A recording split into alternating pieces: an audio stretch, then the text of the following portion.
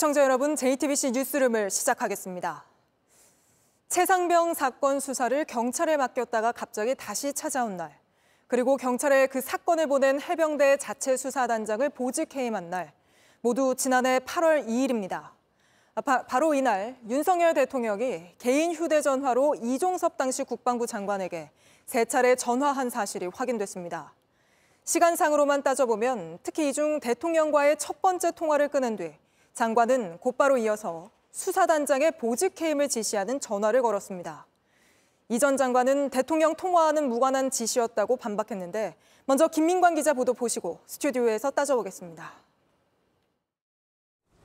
해병대 수사단이 최상병 순직 사건 수사 결과를 경찰로 넘긴 지난해 8월 2일, 윤석열 대통령은 개인 휴대전화로 이종섭 장관에게 전화를 겁니다.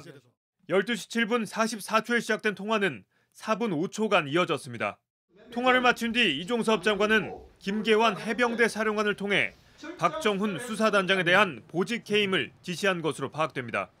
이종섭 장관 측은 오늘 밝힌 입장문에서 12시 12분에 보직 해임 지시를 내렸다고 주장했습니다. 윤 대통령과 4분여간 통화를 마친 직후입니다. 다만 이 장관 측은 보직 해임 조치는 대통령과의 통화 이전에 이루어진 항명죄 수사 지시에 따른 수반 조치라며 장관의 권한에 따라 내려진 정당한 지시라고 주장했습니다. 보직 해임 조치가 내려진 뒤에도 윤 대통령은 이 장관에게 2차례 더 전화를 걸었습니다. 통화는 각각 13분 43초, 52초간 이어졌습니다. 그리고 12시 57분 마지막 통화가 끝나고 1시간도 지나지 않은 오후 1시 50분 유재은 국방부 법무관리관이 경북경찰청 수사부장에게 전화를 했습니다. 사건을 국방부로 회수하기 위한 방안을 본격적으로 논의하기 시작한 겁니다. JTBC 김민관입니다. 네, 바로 이어서 이 사건 취재하고 있는 유선희 기자와 이종섭 전 장관의 주장 따져보겠습니다. 자, 유 기자, 이종섭 전 장관은 자신이 윤석열 대통령과 통화하기 전에 이미 박정훈 전 단장에 대해 항명죄로 수사하라고 지시했기 때문에 대통령과는 무관한 짓이다, 이렇게 주장을 하고 있습니다. 먼저 이 부분부터 따져볼까요? 네, 통화 기록을 조금만 더 자세히 보면 허점은 분명하게 드러납니다. 윤 대통령과 첫 통화는 8월 2일 낮 12시 7분인데 박 전 단장에 대한 항명임 수사 지시는 낮 12시 15분이라는 게 이 전 장관 측의 주장입니다. 그러니까 통화가 있기 전에 2분 먼저 지시를 했으니까 무관하다, 이런 주장이거든요. 그런데 이 전 장관은 바로 그 직전인 오전 11시 49분에 조태용 당시 국가안보실장하고 3분 가까이 통화를 했습니다. 대통령실 최고위 간부와의 통화 직후에 수사 지시를 내린 건데 이 부분에 대한 설명은 없이 대통령하고는 나중에 통화했다, 그러니까 무관하다, 이렇게 주장을 하고 있는 겁니다. 네, 그리고 또 중요한 건 경찰로 보낸 사건을 다시 찾아오라고 대통령실이 지시했는지인데 그에 대한 해명은 없었습니까?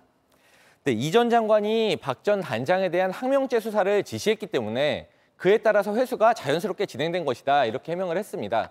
하지만 예전에 내놨던 입장을 보면 사건 회수는 사후 보고를 받았다, 그러니까 나는 나중에 알았다라는 입장하고는 조금 다른데요. 이 부분에 대해서는 또 분명하게 해명하지 않았습니다. 윤 대통령과 이 전 장관의 통화는 이렇게 보시다시피 12시 7분, 12시 43분, 12시 57분 이렇게 3번입니다. 그런데 유재은 국방부 법무관리관이 경북경찰청 수사부장한테 전화해서 사건을 회수하겠다, 이렇게 협의를 한 게 오후 1시 50분이거든요.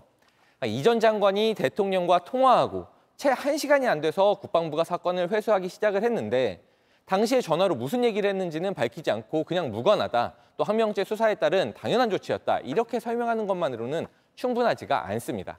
네, 그리고 이날 대통령실이 전방위로 국방부와 통화한 기록도 나왔죠. 그렇습니다. 앞서 말씀드린 대로 윤 대통령 그리고 조태용 실장이 이 전 장관하고 통화를 했고요. 또 이시원 대통령실 공직기강 비서관도 이날 오후에 유재은 국방부 법무관리관하고 통화를 했습니다. 그리고 대통령실 경호처도 등장합니다. 경호처 고위 간부가 이날 오전 11시 32분에 이 전 장관의 보좌관한테 전화했던 사실이 JTBC 취재 결과 확인이 됐습니다. 사건이 경찰로 넘어가고 또 회수하는 과정에 윤 대통령, 안보실, 공직기강 비서관실, 그리고 경호처가 이 전 장관 측과 여러 차례 통화한 사실이 드러난 겁니다. 최상병 순직 사건을 경찰에서 회수해온 이날 왜 대통령실의 각 부서가 전방위로 국방부와 접촉을 했는지 수사로 규명이 돼야 할 것으로 보입니다. 네, 알겠습니다. 오늘은 여기까지 짚어보겠습니다. 유선희 기자였습니다.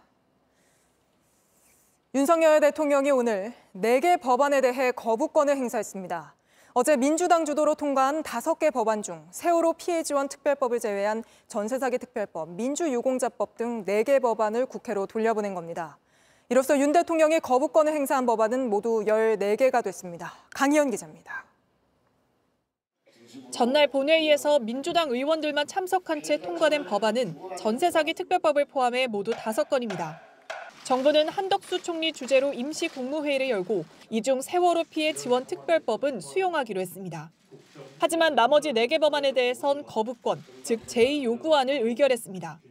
막대한 재정 부담을 초래하는 법안, 상당한 사회적 갈등과 부작용이 우려되는 법안들이 일방적으로 처리된 것에 대해 깊이 고민하지 않을 수 없습니다. 윤 대통령은 약 1시간 반 만에 4개 법안에 대한 거부권을 한꺼번에 제거했습니다. 이로써 취임 후 2년 만에 거부권을 행사한 법안은 14건으로 늘었습니다. 대통령실 내부적으로는 민주당의 일방 처리에 대한 불쾌감도 읽힙니다. 대통령실 고위 관계자는 민주당이 힘자랑을 하고 있다며 협치라고 할 수 없다고 비판했습니다. 21대 국회가 오늘 종료되는 만큼 거부권이 행사된 법안들은 재의결이 불가능해 자동 폐기 수순을 밟게 됩니다. 민주당은 거세게 반발했습니다.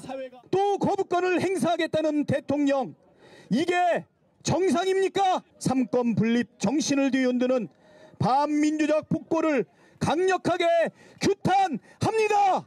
또 최상병 특검법을 포함해 대통령 거부권으로 폐기된 법안들을 22대 국회에서 재추진하겠다고 벼르고 있어 거부권 대치는 더 심화할 수 있다는 전망이 나옵니다. JTBC 강희연입니다. 김건희 여사 수사를 맡았던 부장검사들이 모두 유임됐습니다. 도이치모터스 주가 조작 사건을 지휘하는 서울중앙지검 4차장에는 이창수 신임 서울중앙지검장과 함께 성남FC 사건을 수사했던 검사가 임명됐습니다. 연지환 기자입니다. 이번 검찰 간부 인사의 최대 관심사는 김건희 여사 수사팀을 바꿀지였습니다. 결과는 모두 유임이었습니다. 명품백 수수 의혹을 수사하는 형사 1부장 검사와 도이치모터스 주가 조작 사건을 수사하는 반부패 수사 2부장 검사가 모두 그대로 자리를 지킨 겁니다. 앞서 있었던 인사에서 서울중앙지검장과 차장검사를 모두 바꿨기 때문에 수사가 제대로 되겠느냐는 지적이 있었습니다. 이런 지적을 고려해 수사팀을 그대로 유임시킨 걸로 풀이됩니다. 형사 1부를 지휘하는 1차장 검사와 반부패 수사를 지휘하는 4차장 검사에는 박승환 법무부 정책기획단장과 조상원 대구지검 2차장 검사가 각각 임명됐습니다. 조상원 신임 4차장 검사는 이창수 지검장이 성남지청장이던 시절 함께 일하며 이재명 대표의 성남FC 뇌물 사건을 수사해 재판에 넘겼습니다. 중앙지검 반부패 수사 1부장엔 형사 5부장이던 이준동 부장검사가 반부패 수사 3부엔 전주지검에서 문재인 전 대통령 옛 사위의 채용 특혜 의혹을 수사하던 이승학 부장검사가 임명됐습니다. 검찰이 중간 간부 인사까지 끝내면서 본격적인 수사에 나설 걸로 예상됩니다. JTBC 연지환입니다. 북한이 오물 풍선을 8년 만에 살포했습니다. 이제껏 살포한 것 중 가장 많은 260여 개의 풍선이 접경 지역을 넘어 경남 거창까지 전국 곳곳에서 발견됐습니다. 수업 중인 중학교에도 아파트 상가에도 떨어졌는데 풍선 살포 직후 북한은 GPS 전파 교란 공격도 실시했습니다. 먼저 오원석 기자입니다. 밭에 내려앉은 흰 풍선은 바람에 흔들립니다. 무엇이 들어있을지 몰라 주민들은 다가가지 못했습니다. 날리던 풍선 곧 터져버립니다. 이런 풍선 이 주변에만 한둘이 아니었습니다. 밭 한가운데 흰색 풍선이 떨어져 있습니다. 아래는 봉투가 매달려 있는데 안에는 온통 쓰레기로 추정되는 물건들이 담겨져 있습니다. 어젯밤 북한이 날려보낸 풍선과 잔해들입니다. 비누라는 글씨가 찍힌 포장재, 뒤엉킨 전선, 인분과 오물이 담겨 있었습니다. 풍선에 단 봉지에는 타이머를 달아 일정 시간이 지나면 낙하하도록 설계했습니다.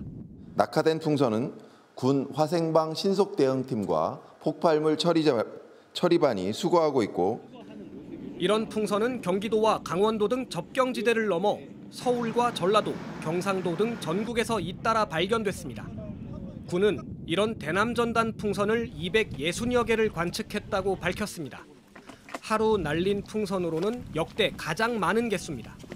동력 장치가 따로 없지만 강풍을 타고 최고 250km 넘게 날아갔습니다. 수업이 한창인 중학교와 아파트 상가에도 떨어졌습니다. 그래서 열어보지 않았어요. 혹시나 또 뭐 위험한 게 있나. 저게 하나가 터졌다고 보니까 무슨 뭐 쓰레기 같더라고. 북한은 오물 풍선을 날린 직후 GPS 전파 교란 공격도 시도했습니다. 이런 공격은 오후 2시쯤까지 계속됐습니다. 군 고위 관계자는 풍선으로 공포감을 조성하고 GPS 교란으로 혼란을 유도해 보려고 한 걸로 보인다고 설명했습니다. 북한은 지난 2016년에도 오물과 쓰레기 매단 풍선을 내려보냈습니다. 정찰 위성 발사에 실패하면서 외부로 시선을 돌리기 위한 시도로도 해석됩니다. JTBC 오원석입니다. 이 대남 풍선 때문에 한밤중 재난 문자가 발송됐습니다. 그런데 무슨 일인지 또 어떻게 해야 하는지 정보와 안내 모두 부족했고 특히 영문으로는 공습 예비 경보라고 표현해서 불안했던 시민이 적지 않았습니다. 이어서 정영재 기자입니다. 어젯밤 11시 34분 경기 지역 주민 전화기엔 경보음이 울리기 시작했습니다. 재난 문자 가운데 최고 단계인 위급 수준이었습니다. 그래서 경보음은 가장 크고 오래 울렸습니다. 많이 놀랬죠. 저게 뭐 어디서 온 건지도 모르고. 문자 내용을 보고 더 당황했습니다. 대남 전단 추정 미상 물체라고 했는데 뒤에 영어가 붙었습니다. 공습 예비 경보라는 문구였습니다. 알 수도 없고 해석을 하기도 어렵고. 특히 공습이란 표현이 실제 상황과는 맞지 않았고 과도한 공포를 일으켰다는 지적이 나왔습니다. 너무 과대해서 이렇게 보내주시는 거는 조금 사람을 많이 놀라게 할 것 같습니다. 이런 재난 문자, 지난해 서울시 경계경보 오발령 뒤 보완한 형식입니다. 당시 왜 경보를 내렸는지, 어디로 어떻게 대피하라는 건지 안내는 없었습니다. 정부가 개선 대책을 마련했고 경보 발령 사유를 구체적으로 쓰고 영문 표기도 하도록 했습니다. 행안부에서 지침으로 이게 외국인들이 한글을 모를 경우가 있기 때문에 지침으로 넣어라 그래서. 하지만 글자 수 제한 있는 재난 문자에 내용을 압축한 데다 영문까지 포함하면서 여전히 정보 전달은 제대로 안 됐습니다. 대국민 발송 문자는 제한이 있어요.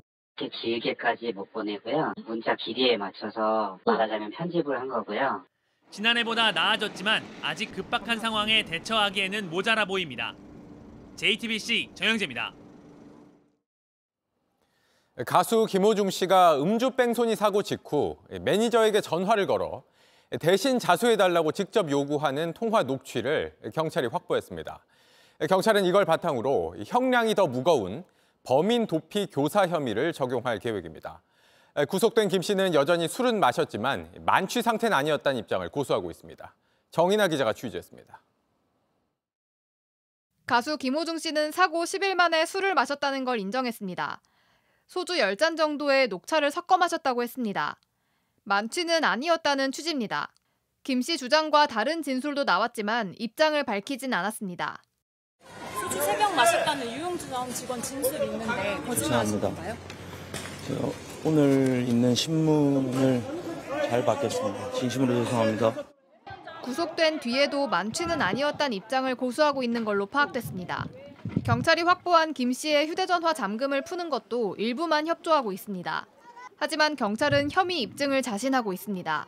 만취 운전은 국립과학수사연구원과 도로교통공단 분석, 그리고 관련자 진술 등으로 입증이 가능하다고 보고 있습니다. 특히 김 씨 매니저 휴대전화에서 김 씨가 사고 직후 전화를 걸어 술을 마시고 사고를 냈다, 대신 자수해달라는 취지로 말하는 통화 녹음 파일도 확보했습니다. 김 씨 소속사는 그동안 소속사 대표의 목소리라고 주장했지만 경찰은 김 씨 본인 목소리라고 판단한 겁니다. 경찰은 김 씨에게 범인 도피 교사 혐의를 적용해 곧 검찰로 사건을 넘길 계획입니다. JTBC 정인아입니다. 이런 가운데 KBS가 김호중 씨의 방송 출연을 정지시키면서 사실상 퇴출 수순에 들어갔습니다. 김 씨의 소속사도 회사 문을 닫아야 하는 상황에 몰렸습니다. 이 소식은 조소희 기자가 전해드립니다. KBS가 방송 출연 규제 심사위원회를 열어 김 씨의 한시적 방송 출연 정지를 결정했습니다. 주로 성폭력, 음주운전, 마약 범죄 등 사회적 물의를 일으킨 연예인에 대한 출연 기준을 정하는 건데 앞서 음주운전으로 실형을 선고받은 김세론 씨와 마약 투약 혐의로 재판 중인 유아인 씨 등이 KBS 출연이 정지됐습니다. KBS는 김 씨가 거듭된 거짓말로 심각한 사회적 물의를 빚었고 방송 출연을 금지해달라는 시청자들의 청원이 접수돼 이같이 결정했다고 밝혔습니다. KBS는 사안의 경중에 따라 방송 출연 정지, 한시적 출연 규제, 출연 섭외 자제 권고 등의 규제를 하고 있습니다. 김 씨의 경우 영구 출연 금지 단계는 아니지만 추후 법원 판결에 따라 규제 수위가 달라질 수 있습니다. 매출의 큰 부분을 차지했던 김 씨가 구속되면서 소속사 역시 폐업 수순을 피할 수 없게 됐습니다. 김 씨의 소속사인 생각엔터테인먼트 측은 더 이상 대중들의 신뢰를 회복하기 힘들 것 같다면서 폐업 절차에 들어가겠다고 밝혔습니다. 이미 소속사 대표와 본부장 등이 구속됐고 소속 연예인의 요청이 있을 경우 조건 없이 계약을 종료하겠다는 의사도 밝힌 상황입니다. 생각엔터테인먼트의 올해 현금성 자산은 16억 원. 하지만 선수금 등 회사의 부채는 126억 원에 달해 김 씨와 소속사 측이 이를 어떻게 해결할지에도 관심이 쏠립니다. JTBC 조소입니다. 정부가 비자금 명목으로 관리하는 금괴와 지폐에 투자하면 최대 15배 배당금을 주겠다고 속여 수억 원을 가로챈 일당이 붙잡혔습니다. 이들은 출처도 알 수 없는 금괴와 지폐 더미 영상을 보여주면서 피해자들을 속였습니다. 윤두열 기자가 취재했습니다. 곰팡이 쓴 창고 안에 5만 원권 뭉치가 가득 쌓여 있습니다. 조폐공사에서 갓 나온 듯 한국은행이 적힌 십자 형태의 띠도 둘러져 있습니다. 이번엔 금괴입니다. 피라미드 모양으로 금괴가 가득 쌓여 있습니다. 한눈에 봐도 영상이 좀 이상한데 피해자는 이걸 보고 속았습니다. 이들은 영상 속 지폐와 금괴를 정부 비자금이라고 속였습니다. 비자금 유통 과정에 투자하면 최대 15배까지 배당금을 받을 수 있다고 꼬드겼습니다. 은행에 담보를 할 수 있는 담보자금을 좀 투자를 하면 단기간에 연금이라든지 포함해서 고수익을 올릴 수 있다는 식으로.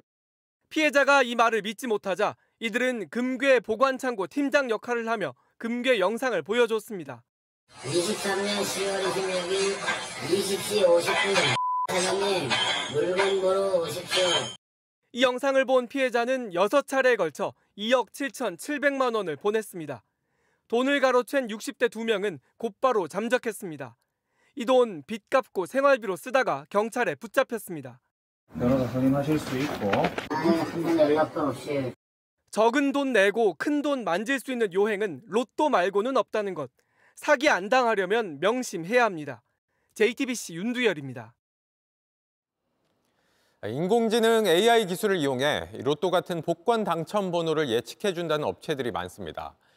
그러나 제 아무리 인공지능이어도 당첨 번호를 예측하는 건 불가능하기 때문에 이런 업체에 혹했다간 돈만 날릴 수 있다는 게 전문가들 얘기입니다. 김도훈 기자입니다. 삶이 팍팍할 때마다 찾게 되는 것 바로 로또입니다. 등급이나 기간에 따라 적게는 10만 원, 많게는 1,000만 원을 내면 인공지능 AI가 당첨 번호를 예측해준다는 사이트도 성행입니다. A씨는 지난해 3월 AI 기술이 로또 1등 당첨을 보장한다는 서비스에 가입했습니다. 당첨이 안 되면 가입비 770만 원을 돌려준다는 말만 믿은 겁니다. 다 보장을 해주는 거죠. 안 될 시에는 한 번을 다 해줘야 되거든요. 자기도 뭐 AI 컴퓨터 있어가지고 그걸 해서 당첨 확률이 높으니까 그래서 한번 해봐라. 1년 넘게 업체가 알려준 번호로 로또를 샀지만 한 번도 당첨되지 않았습니다.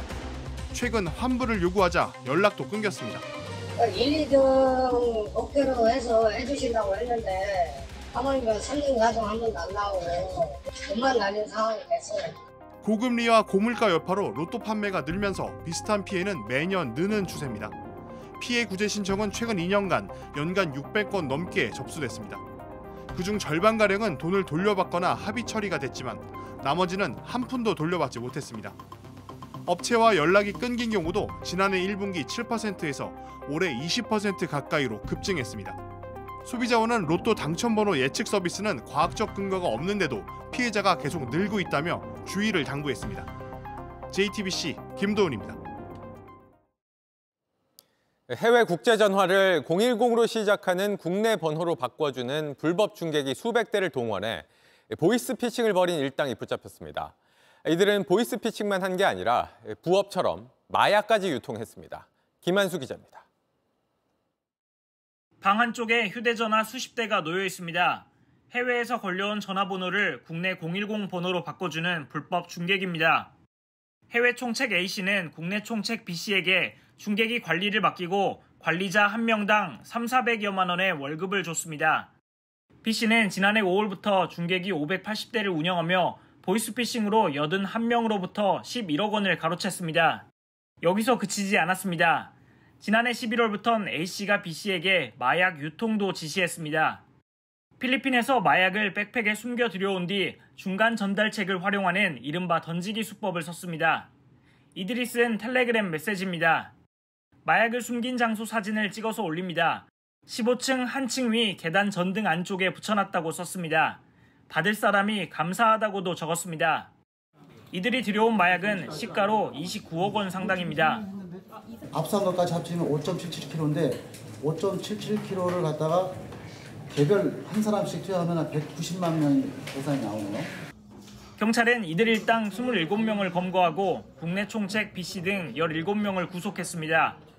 붙잡히지 않은 해외 총책 A씨는 대한민국 국적의 30대로 확인됐고 경찰은 인터폴에 적색 수배를 내렸습니다. JTBC 김한수입니다. 음주운전 사고를 낸 뒤 피해자를 차량에 매단 채로 도주한 운전자가 붙잡히는 일이 있었습니다. 이걸 목격한 시민이 경기 시흥에서 인천까지 1시간 동안 추격전을 벌인 덕입니다. 임예은 기자입니다. 새벽 시간 길가에 선 쓰레기 수거 차량 뒤로 SUV 차량이 달려옵니다. 비켜가나 했지만 그대로 들이받고 비상등 켠 채 후진합니다. 차량 앞부분과 옆은 크게 부서져 나갔습니다. 항의하러 수거차 운전자가 다가갔지만 SUV 운전자는 내리지 않습니다. 조수석 창문을 두드려도 SUV는 계속 움직이고 사람을 매달고 달리기 시작합니다. 그 순간을 지나가던 시민이 목격했습니다. 조수석 쪽에 매달려서 도와주세요라고 얘기를 하시더라고요. 뒤쫓기 시작했고 경찰에 신고했습니다. 한참 매달려가던 운전자는 힘이 풀려 차량에서 떨어졌습니다. 제 지인이 병원까지 구호 조치를 해주시고요. 112 상황실하고는 통화는 안 끊었죠. 추적은 경기 시흥에서 인천까지 이어졌습니다. 1시간을 추격했습니다. 그렇게까지 멀리 따라간 줄 몰랐어요. 인천까지 따라가더라고요. 도주하던 운전자는 막다른 길에 몰리자 차량을 버리고 뛰었습니다. 1km를 더 쫓아가 붙잡은 뒤 출동한 경찰에 넘겼습니다. 음주 측정했더니 면허 취소 수치였습니다. 오만 생각이 다 들었던 것 같아요. 더 사고 나면 안 되는데, 다른 사람도 다치면 안 되는데 그런 생각이. 위험을 감수한 시민은 겸손했습니다. JTBC 임예은입니다. 야간 외출 제한 명령을 어기고 집 밖을 나선 혐의로 재판에 넘겨진 아동 성범죄자 조두순이 2심에서도 징역형을 받았습니다. 재판 과정에서 자신은 잘못한 게 없다고 주장해온 조두순은 결과를 듣고 횡설수설하기도 했습니다. 이한길 기자입니다. 지난해 12월 조두순은 외출 금지 시간인 밤 9시가 넘어 집 밖으로 나왔습니다. 사랑과 전쟁이란 드라마를 보다가 부인과 싸웠다며 집 앞 초소에 가서 40분 넘게 호소했습니다. 재판에선 자신은 억울하다고 주장했습니다. 마누라가 22번 집을 나갔어요. 한 번 들어와서 이혼하대요. 화가 나서 초소에 들어간 거예요. 1심 재판부는 단 한 번이라도 준수 사항을 어긴 건 가볍지 않다며 징역 3개월을 선고하고 법정 구속했습니다. 하지만 조두순은 억울하다며 항소했습니다. 법정에 나와선 마누라가 나보다 힘이 세다. 내가 무슨 죄인이냐 소리쳤습니다. 하지만 항소심 재판부 역시 1심과 같이 징역 3개월을 선고했습니다. 배우자와 싸웠다는 경위를 참작하더라도 형량이 달라질 만한 사정이 없다고 봤습니다. 구치소에서 3주 정도 남은 형기를 채우게 된 조두순. 판결이 나오자 기각이면 아무것도 없는 거냐고 따졌습니다. 그러면서 재판부에 인사는 하고 가겠다며 버티다 끌려나갔습니다. 드라마 때문이라는 조두순의 주장, 법원은 다시 한번 받아들이지 않았습니다. JTBC 이한길입니다. 중앙행정기관이나 공공기관 등에서 일하는 공무직 노동자들은 공무원과 하는 일이 똑같거나 비슷한데도 차별을 받는다고 말합니다. 특히 공무원과 마찬가지로 악성 민원에 시달리는데도 보호 대책은 공무원들만 대상이고 자신들은 제대로 보호받지 못한다고 반발합니다. 조보경 기자입니다. 정부 민원 안내 콜센터 110. 이 번호의 상담사들 대부분 공무직 노동자입니다. 정부 정책에 대한 불만과 욕설을 쏟아내는 민원인을 상대하는 일이 다반사입니다. 야야야 됐어. 정부가 아니게 뭐 이렇지. 너희 앉아가지고 세금 충내고 너 거기 들어간 거 너희 엄마는 아니야? 제 손이 너무 바들바들 떨려가지고 진행을 못할 정도로. 도로 보수 공사를 담당하는 공무직 노동자도 상황은 비슷합니다. 통제를 하다 보니까 밤에 청소하지 지금 뭐 하는 거야? 이 물 청소로 인해 가지고 차가 지저분해졌다. 세차비 내놓으라고. 정부는 이달 초 민원을 처리하는 공무원에 대한 보호 대책을 내놨는데 공무직 노동자에 대한 언급은 없었습니다. 정부는 법적 지원 등은 이들에게도 적용된다는 입장이지만 실질적인 도움인 추가 수당 지급이나 악성 민원으로 피해를 본 경우 병가 보장 등은 해당이 안 됩니다. 악성 민원 대책에서도 차별을 당하는 거냐는 박탈감과 조직 내 지위가 더 낮고 일선 현장에서 민원인들과의 접촉이 많으며 더 심각한 악성 민원 피해를 경험하고 있습니다. 공무직 노동자 10명 중 9명은 지난 1년간 악성 민원을 경험했다고 답했습니다. 이 중 60%는 소속 기관이 아무 조치를 하지 않았다고 했습니다. 공무직 노동자들은 우리도 함께 일하는 동료라는 인식을 가져달라며 차별 없는 대책을 요구했습니다. JTBC 조보경입니다. 삼성전자 최대 노조가 창사 55년 만에 처음으로 파업을 선언했습니다. 노조는 당장 총파업에 들어가는 대신 먼저 연차 소진으로 단체 행동을 시작하겠다고 밝혔습니다. 이상화 기자입니다. 지난 1월부터 이어진 임금 협상 교섭이 어제 결렬되면서 삼성전자 최대 노조인 전삼노가 오늘 파업을 선언했습니다. 삼성전자 노조의 파업 선언은 1969년 창립 이래 이번이 처음입니다. 우리가 원하는 것은 임금 1, 2%의 인상이 아닙니다. 일한 만큼 공정하게 지급하라는 것입니다. 1호 지침은 현충일 다음 날인 다음 달 7일 연차 소진입니다. 전삼노 측은 아직은 소극적인 파업으로 볼 수 있지만 단계를 밟아서 총파업까지 갈 수 있고 1호 파업 행동 자체가 의미 있다고 밝혔습니다. 직원의 22%, 약 2만 8천 명이 가입한 전삼노는 반도체 부문이 중심입니다. 지난해 반도체 부문 적자로 성과급이 사라지자 조합원 수도 급증했습니다. 삼성전자는 별도의 입장은 내지 않았지만 어차피 징검다리 연휴였던 데다 설비가 자동화한 만큼 생산 차질 가능성은 낮아 보입니다. 다만 사측은 반도체 경기가 침체를 딛고 반등하는 시점에서 또 다른 악재가 될지 예의주시하고 있습니다. 오늘 삼성전자 주가는 3% 급락했습니다. 한편 5개 삼성 계열사를 아우르는 삼성 초기업 노조는 오늘 근로조건 향상이 아니라 상급단체 가입 발판을 마련하는 것처럼 보인다며 비판 성명을 내 노노 갈등 불씨도 키웠습니다. JTBC 이상화입니다.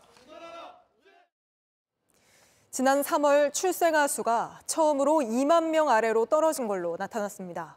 그 여파로 1분기 합계 출산율 역시 역대 최저치를 기록했는데 이대로라면 올해 합계 출산율 사상 처음으로 0.6명대까지 추락할 가능성이 큽니다. 공다솜 기자입니다. 개업한 지 40년 넘은 산부인과입니다. 한때 전국에서 손에 꼽을 정도로 많은 아이들이 태어났지만 이달 말 폐업을 앞두고 있습니다. 병원은 저조한 출산율도 이유 중에 하나라고 공지했습니다. 10년 전에 여기서 이미 한 번 출산을 했고요. 둘째도 여기다 낳고 8개월밖에 안 됐는데 없어진대라고 하니까 그만큼 많이 조금 안 낳긴 하나 보다. 실제 지난 3월 출생아 수는 통계 집계 이후 처음으로 2만 명이 붕괴됐습니다. 그 여파에 1년 중 출산이 가장 많은 1분기 합계 출산율이 올해는 0.7명대로 떨어지며 역대 최저치를 기록했습니다. 이런 추세라면 올해 전체 합계 출산율 역시 사상 첫 0.6명대로 떨어질 가능성이 큽니다. 둘째를 낳지 않는 경향도 뚜렷해지고 있습니다. 전체 출생아에서 둘째와 셋째가 차지하는 비중은 1년 살 1.6%포인트, 0.8%포인트 하락했습니다. 저 때는 셋을 낳았어요. 지금은 정말 아기 보기가 힘들어요. 키우기가 힘들다고. 직장은 다녀야 되겠고요. 그리고 뭐 집장만이라든지. 정부는 반등한 혼인 건수에 기대를 걸고 있습니다. 코로나로 미뤄졌던 혼인들이 22년 8월부터 좀 늘어나기 시작하면서 출생으로 이어지는 부분이 한 2년에서 2.5년 정도로 저희가 보고 있어서 출생아는 줄어든 반면 사망자는 늘며 1분기 기준 세종을 제외한 전국에선 3만 3천 명이 넘는 인구가 자연 감소했습니다. JTBC 공다소입니다. 오늘로 21대 국회가 막을 내렸습니다. 여야의 극한 대립 속에 시급한 민생 법안까지 10,000건 넘는 법안이 그대로 폐기되는 부끄러운 기록을 남기게 됐습니다. 지난 4년을 유한울 기자가 되짚어드립니다. 여야가 원구성을 두고 극한 대립에 치닫으면서 임기 시작 47일 만에 문을 연 21대 국회. 개헌 이후 역대 최장 지각 기록을 쓰면서 국회는 이렇게 약속했습니다. 시작은 늦었지만 지금부터라도 혼신을 다하는 의정활동으로 국민의 신뢰를 받는 21대 국회가 될 수 있도록 최선을 다하겠습니다. 하지만 4년 내내 극한 대립을 반복하면서 이 약속도 지키지 못했습니다. 25,800여 건, 역대 가장 많은 법안이 21대 국회에서 발의됐지만 이 중 36.6%만 처리한 겁니다. 특히 올해 말 사라지는 반도체 투자액 세액공제를 2030년까지 연장하는 K칩스법, 육아휴직 기간을 2년에서 3년으로 늘리는 모성보호 3법 등 민생 법안이 폐기됐습니다. 여야가 거의 의견차를 좁혔던 고준위 방사성 폐기물 특별법도 마찬가지입니다. 하지만 여야는 그 책임을 상대방에게 돌렸습니다. 유종의 미를 거두는 그런 모습이었을 것입니다. 하지만 이런 국민의 기대는 또다시 민주당의 입법 폭주에 산산이 부서지고 말았습니다. 22대 국회에서의 대립도 예고했습니다. 22대 국회는 21대 국회와는 전혀 다른 국회가 될 것입니다. 더 이상 집권 여당의 목리에 발목 끌려다니는 일은 없을 것입니다. 당장 여야는 원구성 협상에서도 법사위원장 자리를 두고 맞서고 있어서 22대 국회도 지각 개원을 되풀이할 가능성이 높습니다. JTBC 유한울입니다. 국회의장 후보 경선에서 추미애 당선자가 떨어지며 당원들의 대거 탈당 사태까지 겪은 민주당이 결국 앞으로는 국회의장단 후보와 원내대표 경선에 권리당원 투표 20%를 반영하기로 했습니다. 당 안팎에선 우려의 목소리가 나옵니다. 최규진 기자입니다.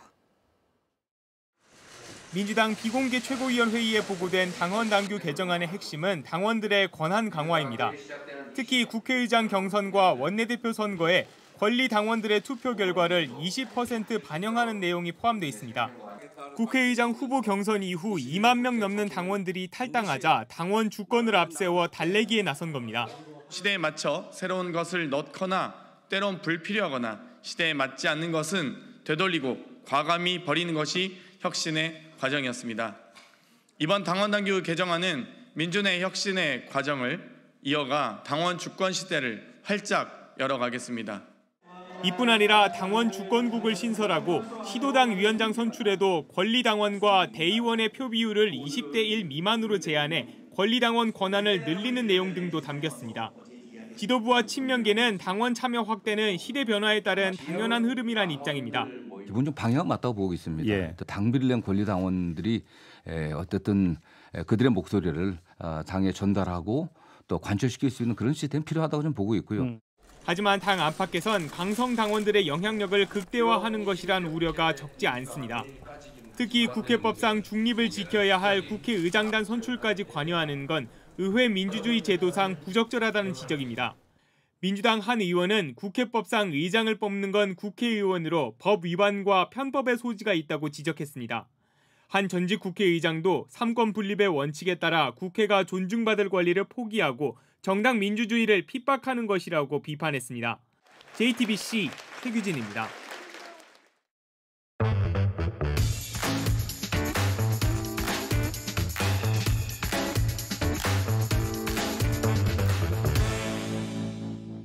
네, 돌아온 비하인드 이성대 기자 나왔습니다. 첫 번째 보죠. 네, 첫 번째 이슈 보겠습니다.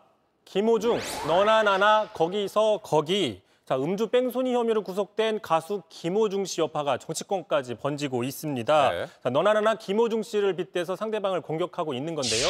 자, 대표적으로 박홍근 민주당 의원, 자, 음주 김호중과 거부권 윤석열 대통령 판박이다라고 비판을 했습니다. 사건 직후에 거짓과 은폐로 이를 더 키운 점들이 많이 닮았다라는 비판을 하고 있는 건데 한번 들어보겠습니다. 네.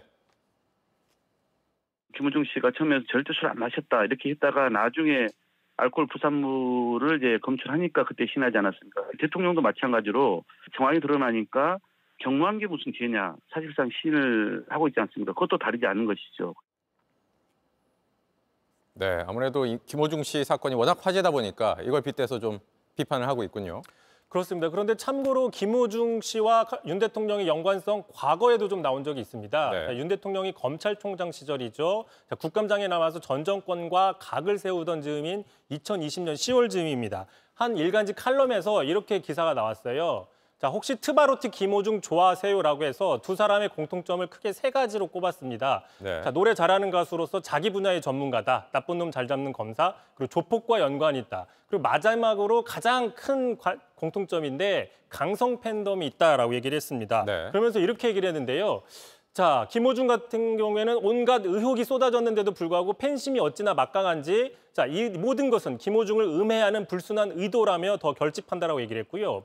자, 윤석열 당시 총장에 대해서도 자, 나중에 어떻게 봉사할지 생각해 보겠다고 하자 당장 윤석열 대망론이 나왔을 정도로 팬심이 붙었다 이렇게 분석을 했습니다. 네. 이렇게 정치권에서 김호중 씨를 소환하는가 하면 또 김호중 씨 팬들은 반대로 정치인들 언급을 하고 있다고요? 그렇습니다. 한 팬 사이트였습니다. 최근에 이렇게 성명서를 냈는데 가져와 봤습니다.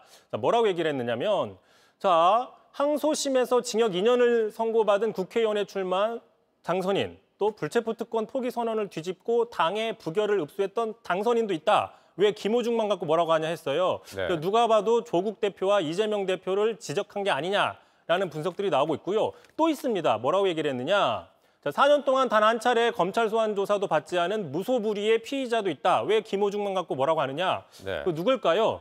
지금 일각에서는 김건희 여사를 가르치는 게 아니냐 뭐 이런 분석도 있는 겁니다. 네. 자, 어쨌든 이렇게 얘기를 하고 있는 겁니다. 아무튼 김호중 팬층에서는 뭐 너나 나나 거기서 거기다. 똑같은 인생인데 왜 정치인들은 떳떳하고 김호중한테만 너무 가혹하게 하느냐라고 이야기를 하고 있는 것인데 자, 이런 항변이 과연 제대로 먹힐지 국민들이 이해해 줄지는 두고 봐야 되겠죠. 네, 이런 걸 보통 피장파장의 오류라고 하잖아요.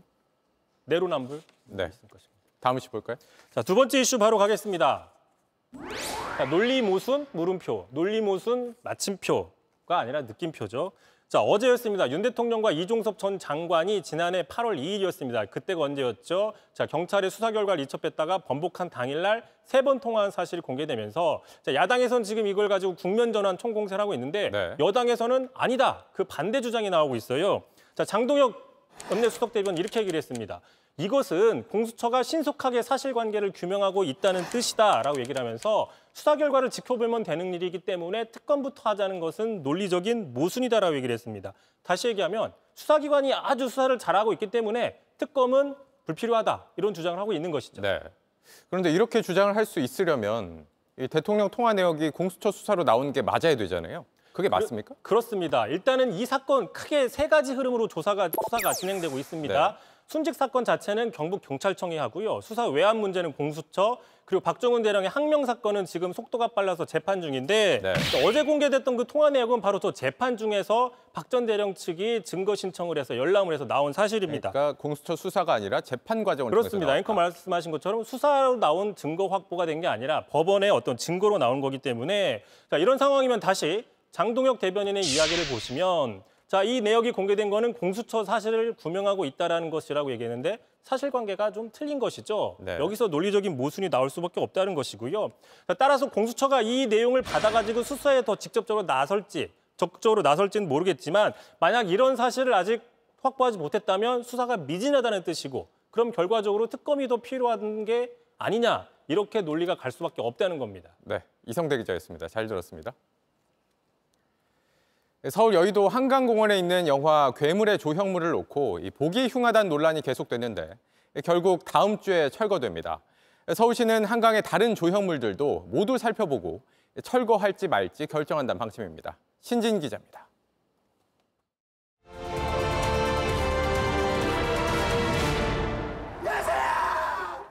한강변에 출몰한 돌연변이 괴물. 꼭 잡은 손을 놓친 아빠는 어린 딸을 찾기 위해 고군분투합니다. 2006년 개봉한 봉준호 감독의 괴물입니다. 여기 나온 괴물은 실제 여의도 한강변에 있습니다. 지난 2015년 고 박원순 시장이 1억 8천만 원을 들여 만들었습니다.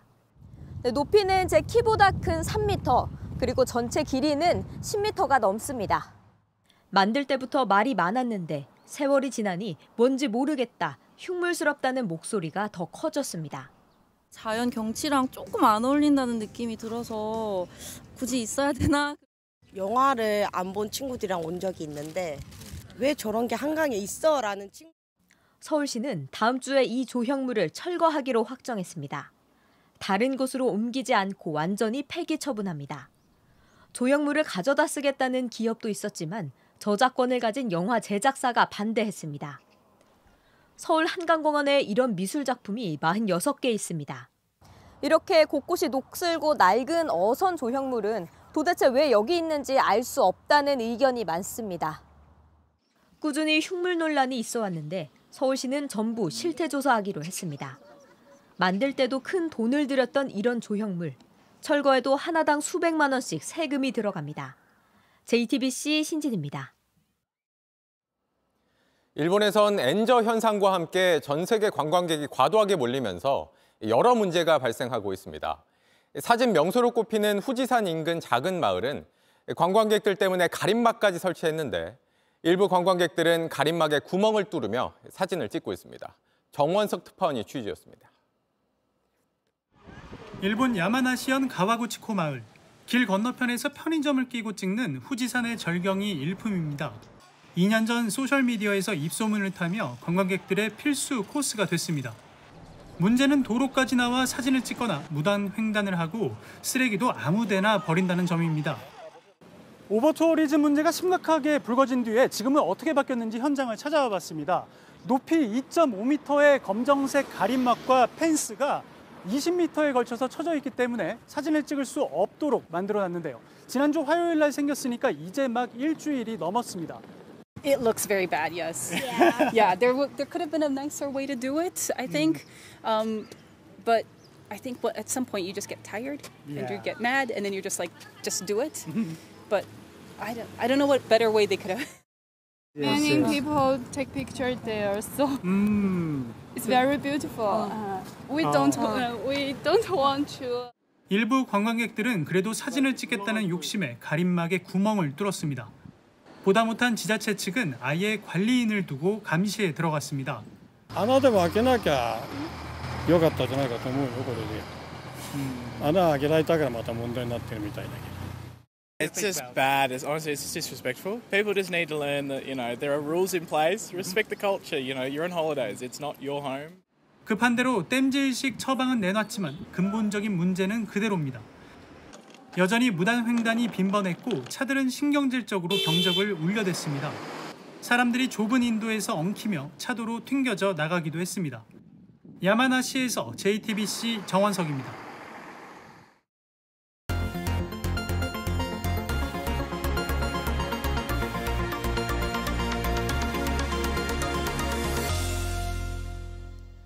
꿀벌이 멸종되면 식량 자원도 크게 줄고 인류도 4년 안에 사라진다는 말이 있습니다. 이런 꿀벌이 이상기후 때문에 매년 무더기로 사라지고 있습니다. 꿀벌이 주로 먹는 아카시아도 잦은 비 때문에 제대로 피지 못하고 있습니다. 밀착 카메라 송우영 기자가 취재했습니다. 벌통이 군데군데 비어 있습니다. 농장 바닥에는 죽은 벌들도 보입니다. 충북 괴산에 있는 한 양봉 농가입니다. 수백만 마리의 벌들을 이렇게 키우고 있는 곳인데요. 기후변화 등 몇 가지 이유로 벌들이 계속 폐사하고 있어서 농가들의 시름이 매우 깊은 상태라고 합니다. 여왕벌이 제대로 알을 낳지 못하면서 집단 폐사로 이어지기도 합니다. 이 벌통을 보면은 실패한 벌통이에요. 그래도 얘들은 안 떠나요? 자기 집을? 이제 이렇게 다가 자연 도태가 돼요. 꿀벌의 떼죽음은 2022년부터 시작됐습니다. 급격한 기후변화가 가장 큰 원인입니다. 겨울이 따뜻해지면서 겨울에 겨울잠을 자지 않고 활동을 하다 지쳐 죽는 꿀벌이 늘어난 겁니다. 폭염에 길을 잃고 돌아오지 못하는 경우도 생겼습니다. 여기에 꿀벌 진드기인 응애가 늘어난 데다 무분별한 살충제 사용도 집단 폐사의 원인으로 꼽힙니다. 실태 조사를 해봤는데 작년에는 거의 60%에서 65% 정도 없어졌는데 올해는 한 80% 정도가 사라지지 않았나. 엎친 데 덮친 격으로 올해는 꿀벌의 주요 먹이인 아카시 나무까지 잦은 비 때문에 제대로 피지 못했습니다. 또 기후 변화로 인해 가지고 비가 너무 자주 와서 올해는 생산량이 작년에 반으로 줄었습니다. 꿀벌이 먹이 활동을 제대로 하지 못하면서 폐사 규모는 더 커질 수도 있습니다. 꿀벌의 폐사는 미국과 유럽 등 여러 나라에서 문제가 되고 있습니다. 궁여 지책으로 도심에서 꿀벌을 키우기도 합니다. 우리나라에서도 최근 조금씩 늘고 있습니다. 인천 송도에 있는 한 도시 양봉장입니다. 벌 한 마리가 세상을 바꾼다라는 문구도 보이는데요. 소규모로 벌들을 키우면서 도심에서도 벌들이 자랄 수 있는 생태계가 만들어지도록 체험하는 공간입니다. 건물 옥상이나 공터에 많게는 수십만 마리까지 키우는 겁니다. 없는 것보다 낫지만 궁극적인 대책은 될 수 없습니다. 꿀벌은 식물 사이를 날아다니면서 꽃가루를 옮기는 수분 활동을 합니다.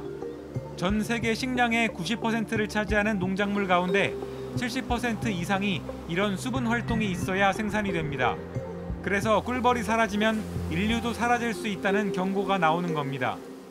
업계에선 앞으로 2, 3년이 매우 중요한 시기라고 보고 있습니다. 꿀벌이 사라지면 인류도 사라질 수 있다. 이런 경고가 현실이 되지 않도록 우리 모두의 관심이 절실한 상황입니다. 밀착 카메라 송우영입니다. 한때 2부 리그 팀에서도 방출됐던 선수가 나이 30에 처음으로 국가대표가 됐다면 어떨까요?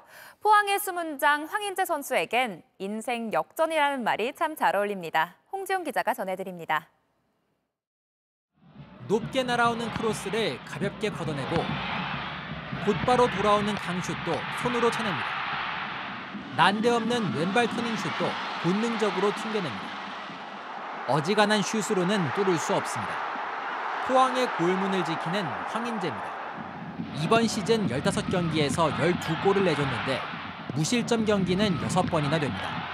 선방은 기본이고 이른바 발밑까지 좋습니다. 공격수들의 압박을 가볍게 벗겨내고 전방으로 롱패스를 찔러서 순식간에 1대1 찬스를 만들기도 합니다. 중학교 때 스트라이커로 축구에 입문했지만 골키퍼로 전향해 나이 30에 국가대표까지 오른 황인재. 그간 해온 노력들이 보상을 받는 것 같아서 정말 스스로 마음이 조금 먹먹해졌던 것 같아요. 사실 10년 가까이 고생길을 걸어왔습니다. 2016년 광주에서 데뷔했지만 이후 2부 리그를 전전했고 성남에서는 단 한 경기를 뛰고 방출되기도 했습니다. 정말 선수 한 명이 이렇게 소리 소문 없이 사라지는 게 일도 아니겠구나. 그렇게 벤치로 밀려난 시간을 오히려 단점을 고치고 장점을 키울 기회로 삼았습니다.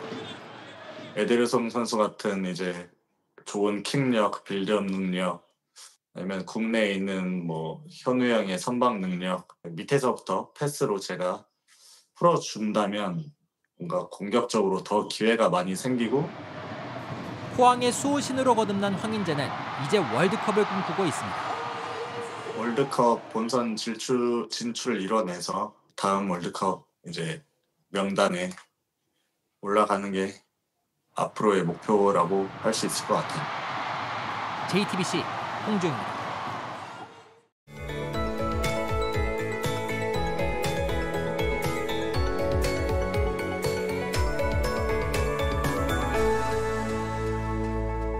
요즘 유난히 화창한 날씨에 자꾸만 하늘을 올려다보게 되시죠. 오늘은 어제보다 더 더워지면서 다시 반소매 꺼내신 분들도 많으실 것 같은데요. 더위는 내일도 계속되겠습니다. 전국의 낮 기온이 25도를 넘어서겠고요. 서울도 26도까지 오르면서 오늘처럼 덥겠습니다. 내일은 구름 사이로 햇볕이 강하겠는데요. 오후 시간대에는 모자나 양산 등으로 볕 차단에 신경 쓰시기 바랍니다. 해상 안전사고에도 유의하셔야겠습니다. 대부분 해상에 바다 안개가 짙게 끼겠고요. 높은 너울도 밀려오겠습니다. 내일도 공기는 청정하겠지만 하늘 표정은 차차 흐려지겠습니다. 아침 기온은 서울 17도, 대구 16도로 오늘보다 2도에서 5도가량 높게 출발하겠고요. 낮 기온은 강릉이 25도로 오늘보다 4도 정도 낮겠지만 대부분 오늘과 비슷한 더위가 이어지겠습니다. 모레 오전에는 제주도에 비가 조금 지나겠고요. 주말에는 일부 중부지방과 경북에 한때 비가 내리겠습니다. 날씨였습니다. JTBC가 집중 보도한 스토킹 범죄 해부 기사가 방송기자연합회가 선정한 이달의 방송기자상을 수상했습니다. 방송기자연합회는 해당 보도가 묻힐 뻔한 19살 스토킹 사망 피해자 수사를 이끌어냈다고 평가했습니다. 또 보호받지 못하는 스토킹 피해자들 현실을 사회적 관심사로 부각시키는 역할을 했다고 선정 이유를 밝혔습니다. 뉴스룸 저희가 준비한 소식은 여기까지입니다. 시청해주신 여러분 고맙습니다.